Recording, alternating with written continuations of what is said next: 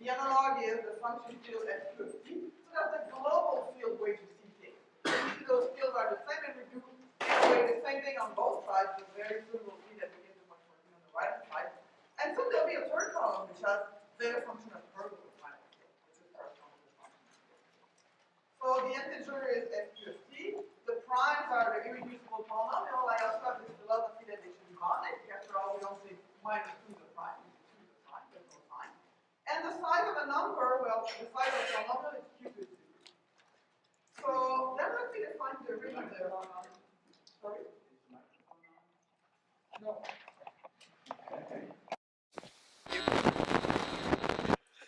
Okay. Let me define the Riemann zeta function over fq of t. Well, let's put it in there. So by that and that, and this also, Jordan wrote that. So I'm going to define it in exactly the same way. The sum goes over the monic polynomial over fq of t. And, fq of t, the ring of, the polynomial in one variable over fq, that's a unique factorization domain. So just write like that. So this is exactly the same thing as the Riemann zeta function. So we expect it to have similar property, but one very important thing of polynomials is they come by batch of the same size. And in a way that's, a lot of things come from that. The size of an integer is n. The size of a polynomial is q to the degree of f. There's many polynomials with the same size. So let me use that to rewrite that as, I'm going to go degree by degree. So 1 over q to the ds, q to the ds like that. And then what is the number of irreducible polynomial of degree d? This is q to the d. This is, the polynomial which have size q to the d, they're q to the d of them. So what is that? This is summation d equals 0 to infinity, q to the 1 minus s to the d. Well, what is that? This is a geometric series. So this thing is simply 1 over 1 minus q to the 1 minus s. So we went from the Riemann zeta function to this very simple function. So I just proved you the Riemann hypothesis. This has no zeros. So it has no zeros, so all the zeros are real part of s equals to 1/2. So this is what I said I would prove the Riemann hypothesis. The only thing is, it looks like a trivial statement, a frivolous statement. It is, of course, a frivolous statement. But from this frivolous statement, I can actually prove the prime number theorem over fq of t with the optimal error term, which does not look like such a frivolous statement now. So let me do that. Okay. So let me prove the prime number theorem over fq of t. So AD will be what? AD would be the number of prime polynomials, always monics, of degree d. Okay. I want to count them. So it's exactly like the prime number theorem. I want to count the number of prime. So how do I do that to count the number of prime polynomial of degree d? Let me write this zeta function that I just did as a product. So I'm going to have a product d equal 1 to infinity. So here I have 1 minus, I guess this is on the other board.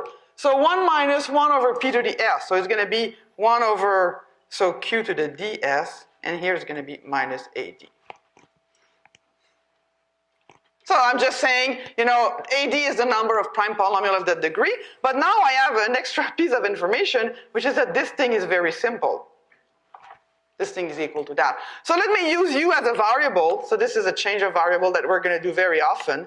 So the product d equal 1 to infinity, 1 minus 1 over u to the d to the minus ad. This is equal to 1 over 1 minus qu. And now what I'm going to do, I'm going to do the logarithmic derivative. And for the students which were in my group yesterday, the logarithmic derivative in that context is very nice. It gives you those types of explicit formula, and it's also very easy to do. So what I mean by I'm going to do the logarithmic derivative, first I'm going to multiply by u, and I'm going to do d du of the log. So as I do the log, this becomes a sum. Okay. Let me not do all the detail. Let me write it, and you're going to see. Yeah, u to the d should be positive, huh? Sorry. So u is q to the minus s, so this brings the thing on top.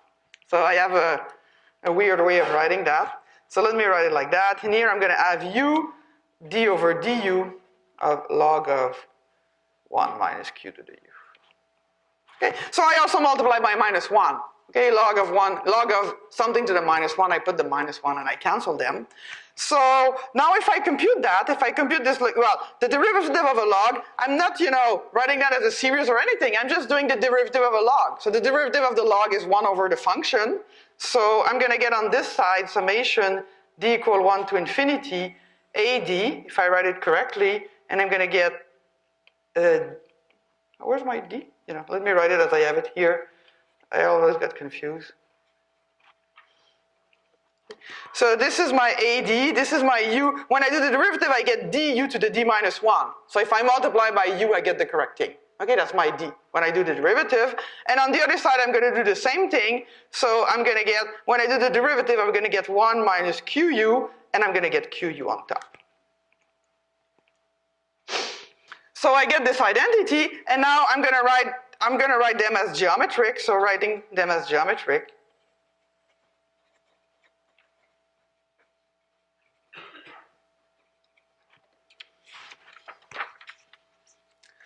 Okay, so for the left-hand side, I have summation d equal 1 to infinity. I have d ad, and then I'm writing the geometric, I don't know, maybe n equal 1 to infinity. So I'm writing the geometric for u to the d over 1 minus u to the d, u to the dn.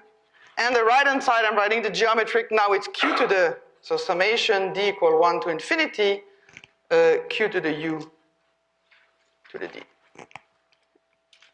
So I'm only doing very simple manipulation. And if I equate the coefficient, so now when you do those manipulations, you always do the same thing, equating coefficient. Okay. So on this side, I have q to the d. Okay? And here, if you make a change of variable for the other side, what you have is summation n divides d, d, a, d. Whoops. d, a, d.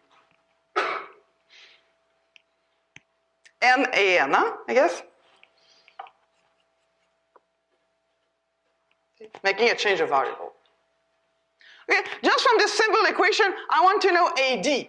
So just from this simple equation, from knowing the Riemann zeta function, from knowing it has no zero, I get that, and then using Moebius inversion, AN is going to be 1 over n, summation d divides n, mu of d, u to the n over d. It is only simple manipulation, but what do I get? Theorem. Okay, I get the prime, an is the number of irreducible polynomial of degree n. This is what you want to count. So let's take d equal to 1. So I get q to the, okay, so where's my q? Yeah, I got back to a u. I don't know where I got that u. I'm equating the u coefficient, huh? Sorry.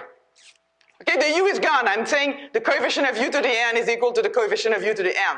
No u. So if I take n equal 1, I'm going to get q to the n over n. Okay, plus stuff. So why is it the prime number theorem? The prime number theorem is x over log x. Well, this is exactly x over log x. The number of reducible polynomial of degree n is q to the n, and I'm dividing by the log. And what's the error term? Well, I took d divides n, so maybe 2 divides n, maybe 2 does not divide n, but in the case that 2 divides n, I get, so q to the n over 2 over n. Okay? So that's the next thing. The square root comes from the fact that, well, the next divisor is n over 2. There's no divisor between n and n over 2. And then I get a summation, well, then I get q to the n over 3 over n. And maybe I have a sum over the divisor of n, but it doesn't matter. At the end, I'm going to get q to the n over 2 over n. So from this thing which looks frivolous, like, okay, the Riemann zeta function has no zeros, I'm proving you the prime number theorem with, to get the square root of x, the explicit error term with the Riemann hypothesis, even assuming the Riemann hypothesis, that's a lot of work, when you want to prove the prime number theorem, to get the explicit formula to get all that. So that's a sure indication that things are going to be nice over function field. And now the second thing I wanted to write is maybe this lemma or this result is I wanted to count square-free polynomial. And it's not inspired by the fact that everybody up to now was given a proof of square-free polynomial. I also wanted to do that because it's nice. And I don't want to compete for the hardest proof because I don't think I'm going to win that. I wanted to compete for the simplest proof. But in fact, my proof is the same as Jordan's proof, except I'm going to write it as generating series, a bit like Melanie's writing thing. So what's my proof? So let's f of d is the number of square free polynomial of degree d. So I claim that this thing is q to the d minus q to the d minus 1. And what is that? Well, this is q to the d divided by zeta q at the point 2. Okay, I just told you what was zeta q is 1 over 1 minus q to the 1 minus s. So put s equal 2 in that, you're going to get that. And if not, it's going to be q to the d if d is 0 or 1. What's my proof? My proof is, again, I know the Riemann zeta function. So my proof is, if I look at zeta q at the point s, I'm claiming that this is zeta q at the point 2s times the summation n equal 1 to infinity, the number of elements is f of d, q to the minus d. Yeah, this is an overkill, huh, here? You're really counting the number of elements. So I put number of element, number of element. Okay, so why is that true? Well, this is Jordan's proof, huh? I'm telling you that zeta q represents, zeta q is the summation 1 over f to the s. So you're counting every polynomial exactly once. On the right-hand side, you're counting the square, zeta q of 2s, and you're counting the square free. Well, every number can be written as a square and a square free. Now, put the information that you know about zeta, so I won't do the rest. But the rest will be, it will not be done in terms of telescoping series. The rest is one line, write exactly the zeta function, and write that as a geometric, and you'll get the result. Okay, you'll get the q to the d minus q to the d minus 1. Okay? But in fact, it's the same proof, except the induction is replaced by the fact that I computed the value of zeta. So that's my proof that now maybe we can have a vote at the end of what's the best proof of counting the number of square free polynomial over fq of t. So now what I want to do is I don't want to do only fq of t, I want to do general function field.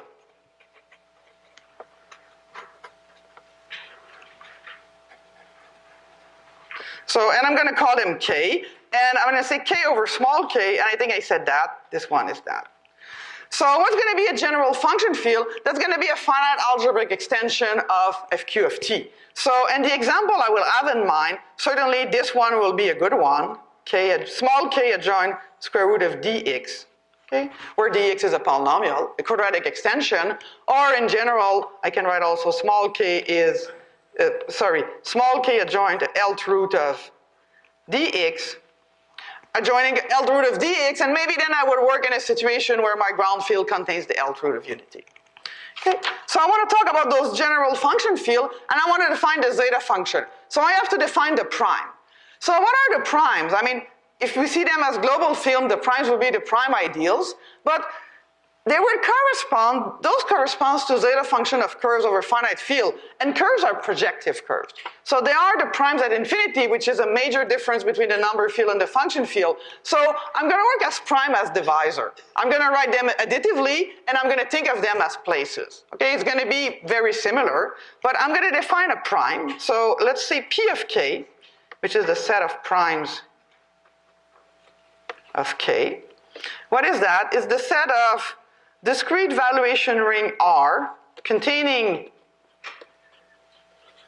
fq, and such that the splitting field of R is k. Okay, so, and then if I have P, the maximal ideal, I will call it my prime. Okay, maybe by abuse of language. And the degree of a prime, it's going to be R quotiented by P. It's going to be the residual degree, the degree of this field extension. So what does it mean? So this is not very different. I mean, for fq of t, did I call it fq of t or fq of x, by the way, up to now? I think I have to call it fq of t, but for me, as I work with curves, I don't know, maybe influence, I always kind of call it fq of x. Maybe I started with fq of t by analogy with what other people were doing, but I prefer to use fq of x because it goes better with the thinking of that as function field of curves. So if I look at that, what are the primes? Well, they're going to be, of course, the p irreducible polynomial. Okay. Every irreducible polynomial gives a valuation ring, which is simply, if a localized at P. It gives evaluation ring and evaluation. And there's one more prime, which is the prime at infinity. So, and this prime at infinity coming from, so R prime, maybe I call it, which is going to be A adjoint 1 over X, okay? Which is evaluation ring. So the ideal is the ideal generated by 1 over X. And I think Jordan mentioned that. What is the valuation on that? If you take your things which are polynomial in 1 over X and write it as a quotient of polynomial, normal polynomial, the valuation is going to be minus the degree. It's going to be the degree down minus the degree up, okay, in that case. And those are all the valuation for K is equal to FQ of X. So now let me define the divisors. Okay. So the prime are the prime ideal. You can think about them, okay, there's a prime at infinity. The divisors are the ideal, except we always use additive notation. So it's better to use additive notation. So it's the free abelian group. So dk generated by the prime.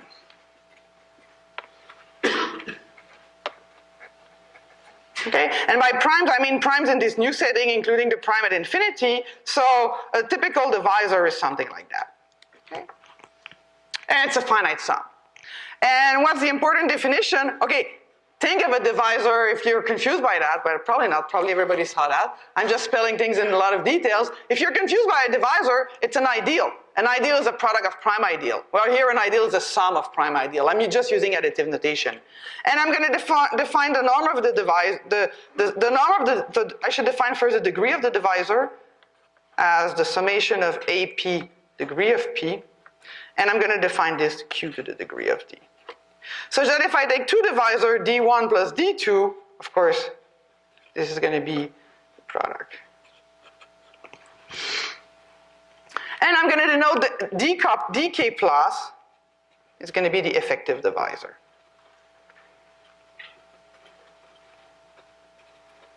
Which means that the AP are all positive. Well, AP are all positive. If AP is 0, it's not there, but I wrote it like that. Okay, so now that I have that, let me define the zeta function. So the Riemann zeta function is usually the zeta function associated to Q. Let me define the zeta function associated to a function field. So what it's going to be, of course, it's going to be the sum over the divisor. Or it's going to be the product over the prime divisor. Okay, I just told you that the sum of two divisor, the norm of the sum of the two divisor is the product of the norm of the divisor. So I'm not saying that the divisor are product of prime because notation is additive, but it works for. So let me look, for example, at zeta of fq of x. What this thing is going to be at the point S? Well, it's going to be the sum over all prime polynomial. Okay, so I randomly put x and t. It seems now I tried to stick with x. So it's going to be that, 1 minus 1 over p to the s to the minus 1. And this we know. And then there's the product as, I'm going to use Milanese notation as the product over 1 prime.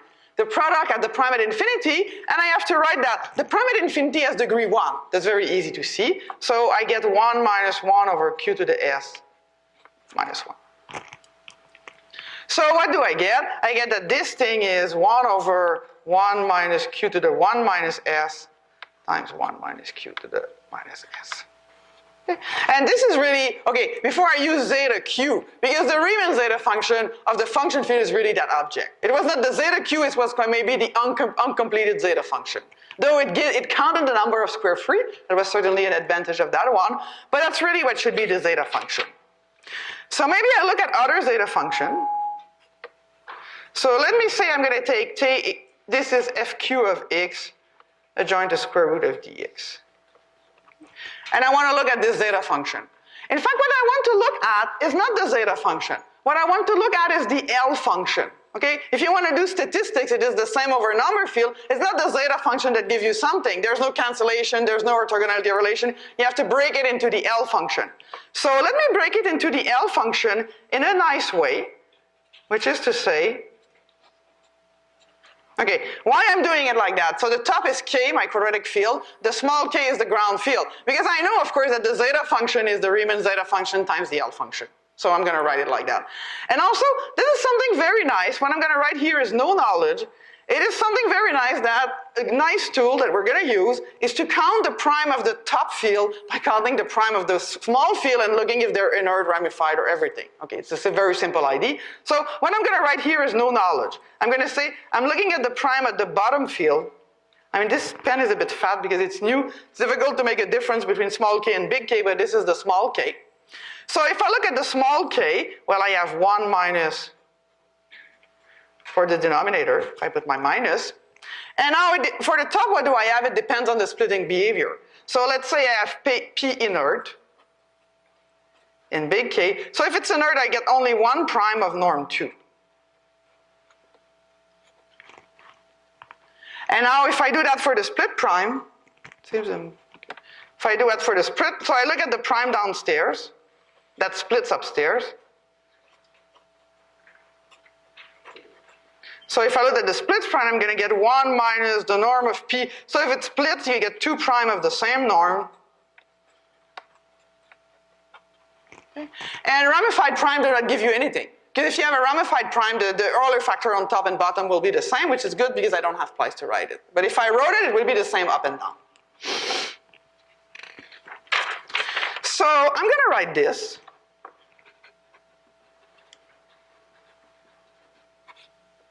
I have no paper left. I want to, so should I stop or can I get more paper? Oh, it's there, sir. Also, I don't want, because this pen is kind of new, I don't want to write on the thing by having only one sheet.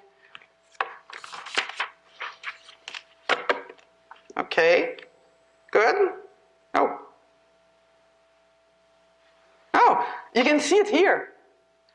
Did you guys notice it? That you can see, I'm just noticing it. You can see what you're writing on the little screen here. Okay, that's a good piece of information, you know. You should maybe tell your speakers in advance, yeah. Okay, or assume they would be a bit, you know, okay. Okay, I'm stopping here. So this is going to be the product P belong to SK. And now let me write it, okay, again, I'm writing absolutely no information because I'm going to define this character to be what I want. Okay. So I'm just using the sheet which is there, and what's going to be this character? Okay, so if we look at this character, it has to be 1 if P splits. So it's going to be minus 1 if P is inert, and it's going to be 0 if P ramifies. Okay, and I'm not, right now I'm saying nothing. Okay, I just wrote this as saying, okay, it depends on the splitting behavior, and then I'm defining this character to be that. But of course, we all know what its character is going to be, because if I look at my extension and I want to know, and now I need another variable, which I'm going to think of it as a curve, so I'm going to write it like that. If I look at the extension that I get when I join square root of q of x, and I want to know the splitting behavior at a prime p, well, I have to look at that, huh?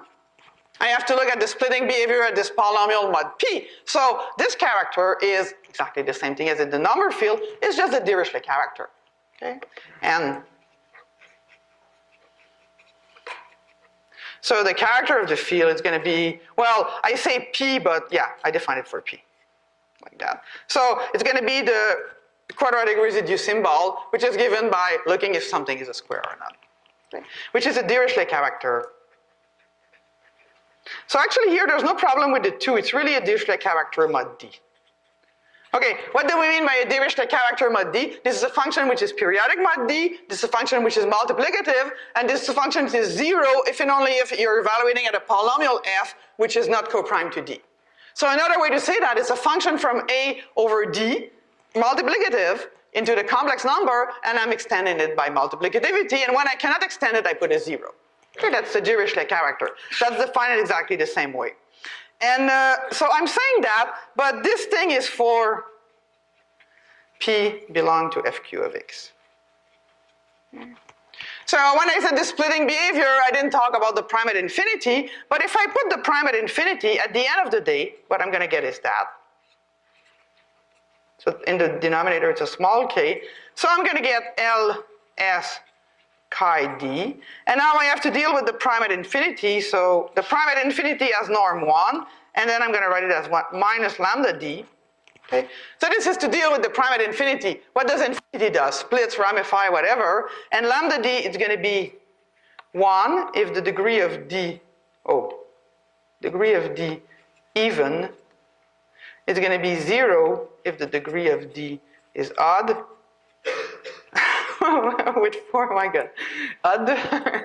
Okay, and that's it because I'm taking D to be monic. Okay, so there, the inner case is not there. So if I didn't take D, it's a good thing because I don't have more place, okay?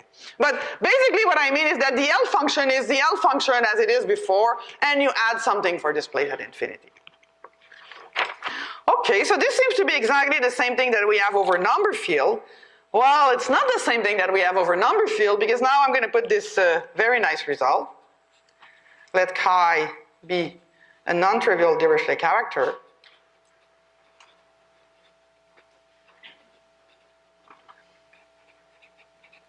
To the modulus m.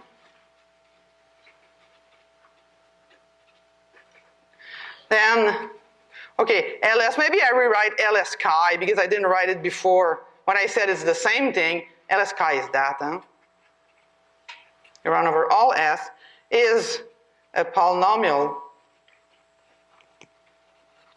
in q to the minus s of degree at most. Okay, so certainly this is not like L function we know. So let's take an L function associated with the Dirichlet character. Well, this thing is a polynomial in q to the minus s of degree at most m minus 1. And that's very simple. And again, the ID and the reason is polynomials come by batch of degree d. You know, there's something very, very regular in the way they occur. So how I'm going to prove that, I'm going to write ls chi.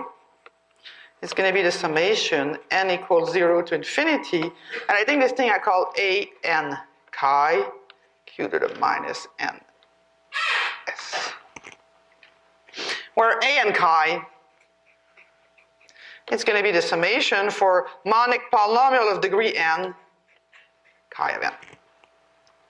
So now what's happening? Suppose that n is bigger than, suppose n is bigger than the degree of m. Then, so each residue classes mod m is represented exactly, and that's the q to the n minus degree of m times. Okay, so when I run over all polynomial of degree n, the Dirichlet character does not care about the polynomial. It just cares about the polynomial mod m. And then I reduce mod m, but each residue classes is represented exactly the same number of times. And exactly is a big thing. A small o of 1, you know, would explode. You know, it exactly is not plus or minus 1. Not, what happened for integer is that, well, it's not exactly. Sometimes there's 1 and there's not 1. It looks like this small o of 1 is nothing, but this small o of 1 is a lot. The difference between 0 and 1, if you add it infinitely many times, is a big difference. So here it's represented exactly this number of times. So what does it mean? It means that a n chi is going to be q to the n minus degree of m summation r chi of r, and this is all r mod m. Okay, but the orthogonality relation are true. Of course, those are Dirichlet character. So I get 0.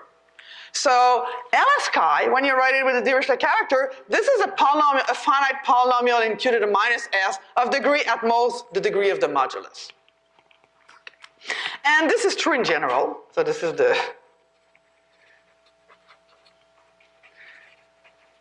So in a way you could say that what I did now was the abelian case. I proved you that for the abelian extension this is true, but this is actually true in general, and I'm also, I think, doing a bit of details on the proof of that.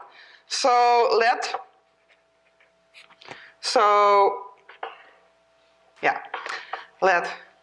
zeta k of s, let me use some notation. I'm going to write zeta k of s as, I'm going to divide by, okay, usually I write zeta k of s divided by zeta of the small k down. Let me do it like that. Let me put zeta of the small k down on the other side, because I want the L function. I want to say the L function is a polynomial of the correct degree.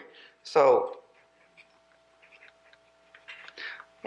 this defines this, you know, should I write it with s? Yeah, I guess here I should write it with s, not with q to the minus s. Now, if I want to write it as a polynomial, I'm always confused by this change of variable. Okay, let me write it like that. I'm writing zeta k of s like this and that. Okay, this is how I define my pk of s. And I want to say then pk is a polynomial of degree, well, at most 2g, but it's going to be 2g.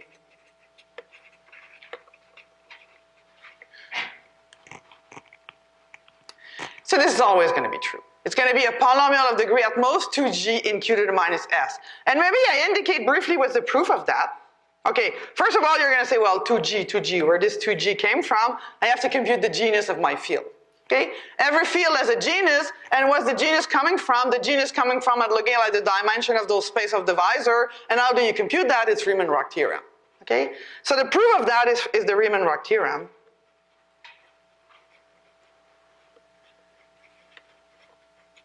And if you remember Riemann-Roch theorem, there's a case of Riemann-Roch theorem which is easier because there's no canonical divisor. This is when the degree is bigger than 2g minus 2. Okay? So because of that, from the Riemann-Roch theorem, if I let Bn of k be the number of effective divisors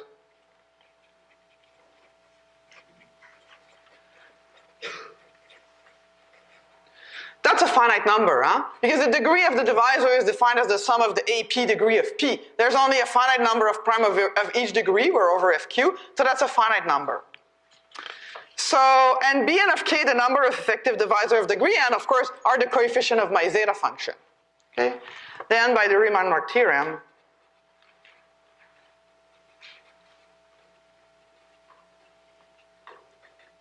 so for n big enough, and n big enough happens to be that, I have a formula for Bn, I think I call it Bn of k. So the formula for Bn of k is, well, this is the effective divisor of degree 0, the class number, q to the n minus g plus 1 minus 1. Let me make sure I write it correctly. Okay, and I use this formula. And so if I write zeta k of u, I make this change of variable as u is q to the minus s, which is going to be the summation of Bn u to the n equal 1 to infinity. Use this formula, so I'm going to get and use this formula. Okay, for n equal up to 2g minus 2, I would get what I get, and after that, using this formula, I will be able to write it as a polynomial. Okay, I won't do all the details.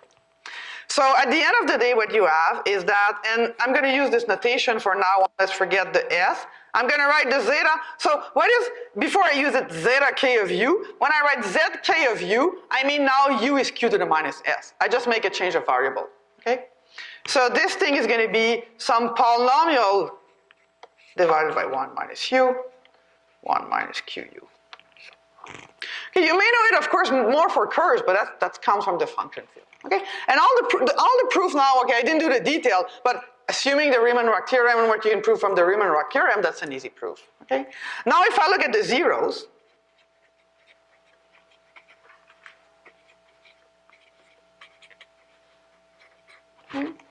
so what are the zeros of zeta k of u? Well, the denominator does not produce any zeros. The zeros are on the top, which is this polynomial of degree 2g, which I'm going to write as 1 minus u, and I'm going to call always my, not my zeros, but my reciprocal of zeros. Okay? Alpha jk are always the reciprocal of the zeros. So when I do, I get that zeta k is equal to 0. So then I get that zeta k of s is equal to 0. This would mean what? This would mean that this has to be equal to that. So q to the minus s has to be equal to alpha jk to the minus 1 for some j.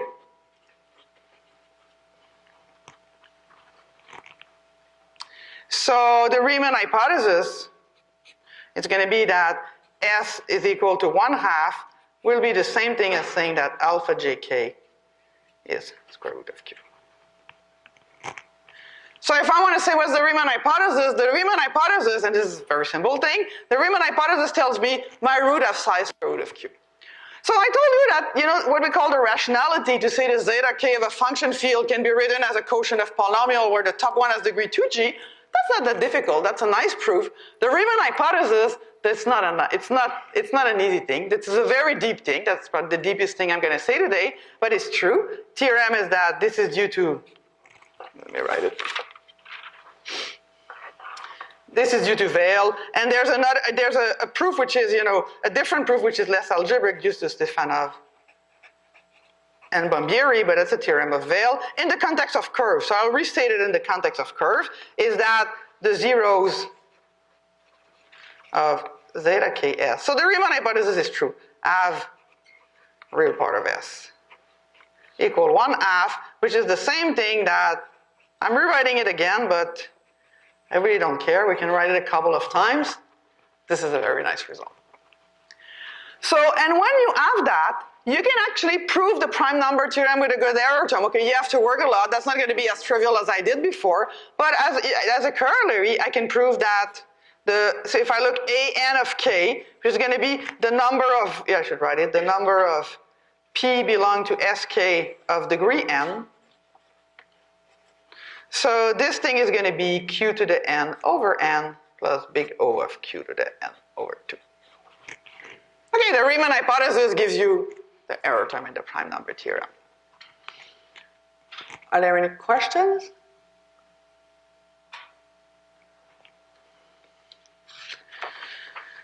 Okay, so now let me write the zeta function in another way, okay, because I want to move to curves over function finite field. I'm not going to finish everything today, but it doesn't matter. But let me write another formulation. Okay, again, what I'm going to write here, it's going to be just formal and super easy manipulation, nothing deep. So I'm going to use, the series for the log, minus log of 1 minus u. This thing is summation u to the n, whoops, if I write it correctly. So using this very deep thing, I'm going to write log of this thing. So which is going to be the log of the product over, so let me write the prime degree by degree. So it's a product over all prime, but let's take all prime of degree d together. Okay, this is this thing. And now let me write it as a log. So if I write the series as a log, I'll have a product over d and now a product over m, and I get a dk u to the dm over m. Sorry, not dm.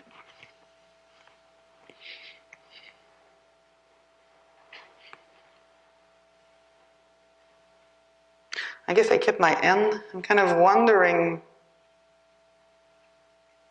Yeah, so and it's going to be summation n equal 1 to infinity. So those numbers I'm going to call n and k u to the n. I guess it should be u to the n over n. If I make my change of variable correctly, yes. Okay, where n and k is defined as, so it's going to be summation d divides n d a d of k. Okay, that's just a simple formula. Of course, I have to know what are those things, but I'm defining those things like that. Okay, now let me use, okay, I know this about zeta. This is just the definition, but now I know something else about zeta. I know that this thing, I can write that with log of pk of u divided by 1 minus u, 1 minus qu. Okay, maybe I'll skip some step. Okay, if I do this log, what do I get? So this one will give me summation u to the n over n. This one will give me summation q u to the n over n. And then I'm going to get minus the summation for, and then I go root by root. So the product is also, the top is also a product of things. It's 1 minus pi, minus alpha, sorry, I call my root alpha. And then going to be some summation over n. Alpha jc to the n over n, u to the n. Okay, if I did, this is this one, this is this one, and this is the log of the top. Okay, so what do I get from that? Then I'm just equating, okay, I do the same thing, I have 2 power series in u to the n, I'm equating the coefficient n and k. It's going to be the summation d divides n of dA. Oops, DAD, and maybe I call it ADK, so DADK, where remember ADK is the number of irreducible polynomial of degree D.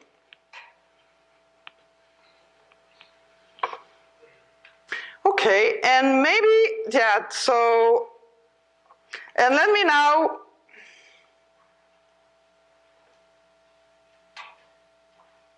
Yeah. Sorry, I'm getting confused with what I mean, this information I had before. Okay. So this I had before. What I want to say is that this is the number of primes, okay, of degree 1 in, okay, this one is not. So I didn't use the 1 equal 2 yet, okay? What I said is, okay, I have 1, I have 2. I didn't equate coefficient yet, but I'm going to write it here. I'm using that. I'm doing that in a weird order. Also, if I equate 1 plus 2, okay, this is going to give me that n I'm sorry, is q to the n plus 1 minus the summation. Okay, again, a weird ordering. So I have the same object that I write as 2 power series, then the power series are to be equal, I get that. Okay, I get those nmk has to be that. Okay, but now nmk by definition is this. It's also the number of prime of degree 1 in fq of n. Okay, that's kind of a theorem. This part I didn't prove you to that. That in fact, this is the number, when it works for d equal, it works for n is equal to 1. Okay, but it's true. It's the number of prime of degree 1 in fq of nk, sorry. Sorry, I got a bit confused here. fq of nk is you extend scalar. So k is a function field over q, over fq, and now I'm looking at it as a function field over fq of n.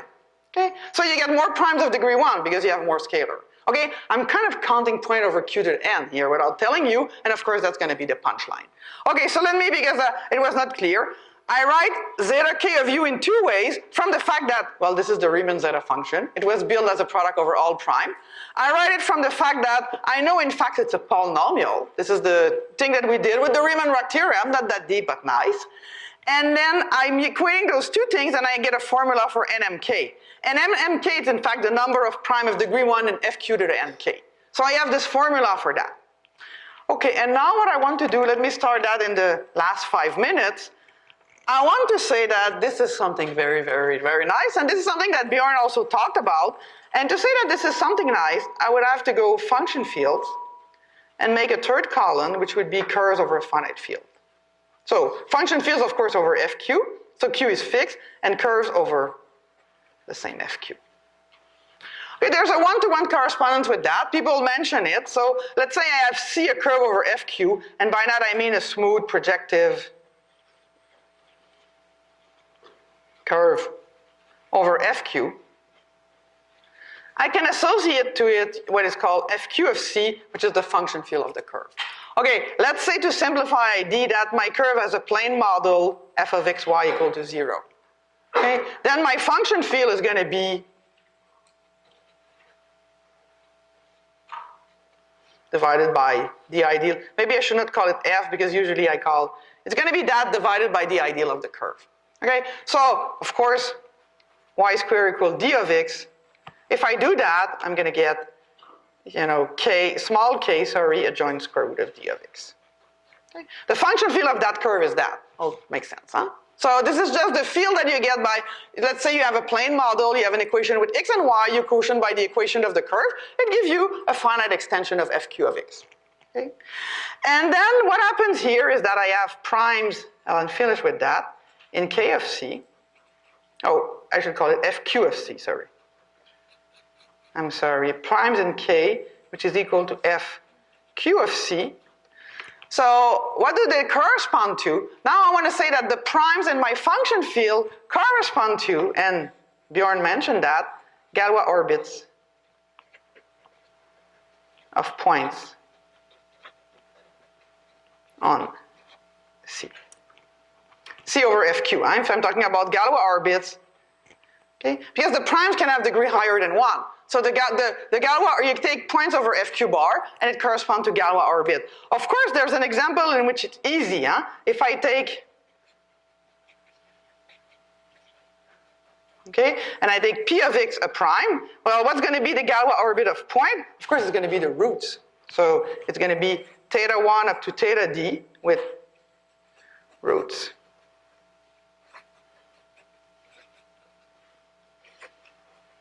Which is a Galois orbit in P1 of AQ.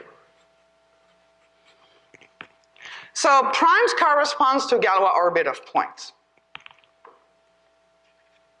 Okay, this was mentioned by several people. Of course, we always say, okay, it makes sense because we see it over FQ of x, which is true. And now primes of degree 1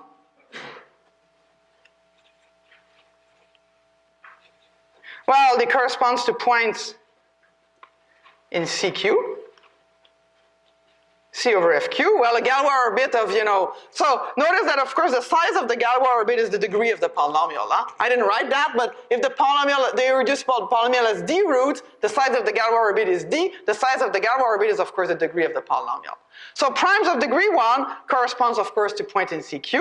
And why I'm saying that, because now I want to talk about primes of degree 1 in FQNK, which I don't have on my slides, but I told you before, there's a formula relating primes of degree 1 over this extension of scalar to q to the n minus 1 minus the sum of the roots. So what do they correspond? They, of course, correspond to points in C of FQN.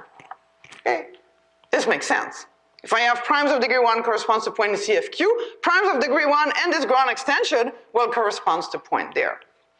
Okay, and let me see.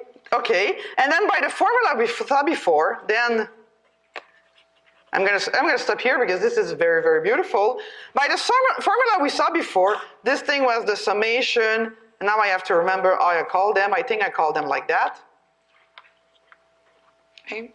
So what are those? And if you remember, those things were obtained were q to the n minus 1 minus the sum of the roots. So if I backtrack my formula and I look what they are, this thing is going to be, let me write it like that, exponential of summation n equal 1 to infinity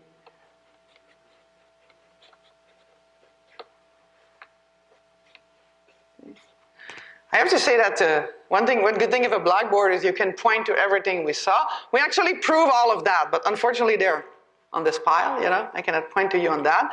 But when I did this formal manipulation, I showed you that n of k was this q to the n plus 1 minus the sum of the root. Well, if you have the interpretation that, now I have this interpretation that this is equal to that, okay? This is, now I'm a bit confused, I have to say. Yeah, I should not have written that. Okay. Okay, because I showed you for the log, and now I'm taking the exponential, okay? Because I work with the log, and what I want to say is about the zeta function itself, which is the exponential, okay? We showed something about the log of zeta k of u. We showed that the log of zeta k of u was this series, okay? If you remember, log of zeta k of u was this power series where those things were not that, but those things were, let me write it here, okay? We showed that. It's just in my pile. So that the zeta function, the log of the zeta function was this sum, okay? Where those things were n and k, which was the sum of, d, a, d. But now n and k is the number of points on the curve, okay? So what we just showed, and by, by two things. By manipulation using the power series of the log, and then by this analogy, which is there that I ask you to believe a lot of that, we just showed that the zeta function of the function field is actually equal to that. Okay? But this is called the zeta function of the curve. Okay? And that's a very nice thing that the zeta function of the function field, of course, of a given curve, is the same thing as the zeta function of the curve, where the zeta function of the curve is defined like that. Okay? This thing is a definition of the zeta function of the curve, okay? So all that relies just on manipulation and one thing that those two things are equal. So when I talk about zeta function of function field, I'm going to stop talking about that. I'm going to talk about zeta function of curves. So zeta function of curves are the same thing. They have the same zeros, the zero enjoy the same property. Of course, that's how Vail proved that, not with zeta function of function field. And they have the same zeros, and now this is related to the point counting on the curve. So when I'm going to do statistics for my L function, often I'm going to phrase that as statistics for point counting on the curve. Okay? But often, and it's going to be a game that we're going to play of transferring from one word to the other, which is very nice, seeing it on one way or the other. And I just had a couple of things to say that I'm not going to say, so next time I'll finish a bit about that, and then we'll do statistics for those zeros over function field. Okay, we'll see what happens when the limit as q goes to infinity and the limit as g goes to infinity, where we take families of zeta function or families of curves. Thanks.